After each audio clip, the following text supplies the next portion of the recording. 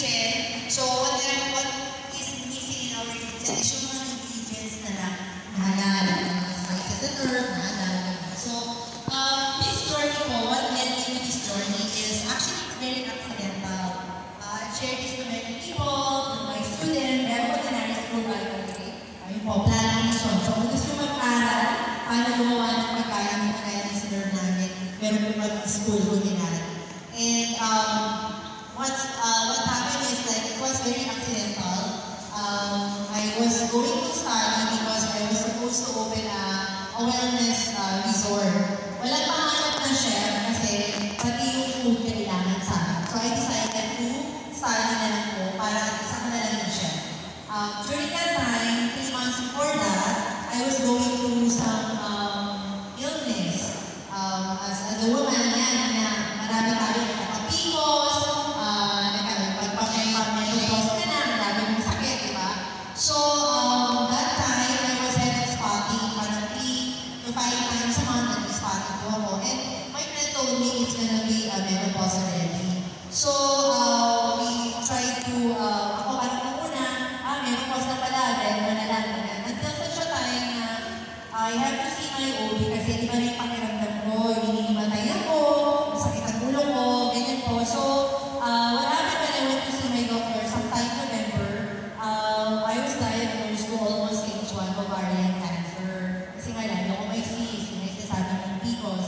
So, I had to undergo biopsy, but I had to be prepared for 1 gram and sonogram for a month, which means January dapat ako 2016 mag-biopsy. But that time, I was enrolled already in culinary. So the day that I was supposed to do my biopsy, sakto naman po, tapos na yung schooling ko. So when I went back to my OB, I was 0 cyst. Wala nang nakita, hindi na siya biopsy, doesn't need to do any biopsy kasi basically, sabi ng OB ko, I was healed because of the food I ate during the time nag-aaral sa Thailand. So I was eating raw food. Puro lang po nila ako nagulay for 30 days. So, yun. And actually, for many years, when I started to feel siguro yung parang menopause, I started to gain. So I even went to the extreme of size 8. So when I went to Thailand, I was size 8. Nung umuwi po ako ng 1 month, size 2 na lang. Tapos, dire-diretso na po yun, naging size 0, and until now, size 0 pa rin. And that was 9 years ago.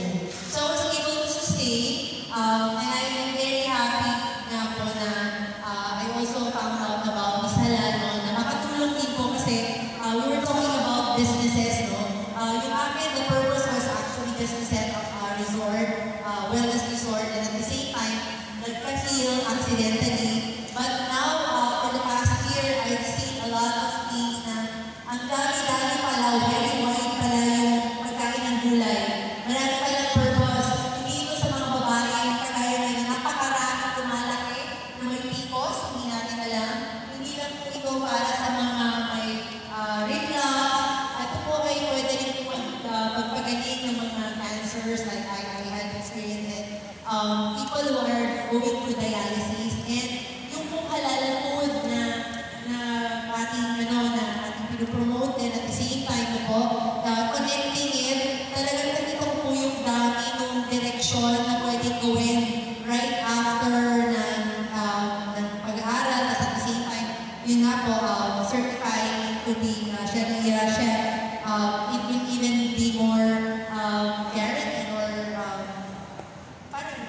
prove to people na talagang we practice not just the practice of no meat, but also the practice of how halal practice is being process, how to make healthy food and at the same time mindful. Yun. So, yun po. So, so anyway, so congratulations po doon sa mga health and wellness, Sharia certificate, doon sa mga first batch namin na Sharia chef certificate. And I hope I was able to share something na awakening to everyone na sana po kumain na tayo ng buhay. Na bumaba ang buhay at ang buhay ay maging makuha. Salamat po. Okay, bago ko sila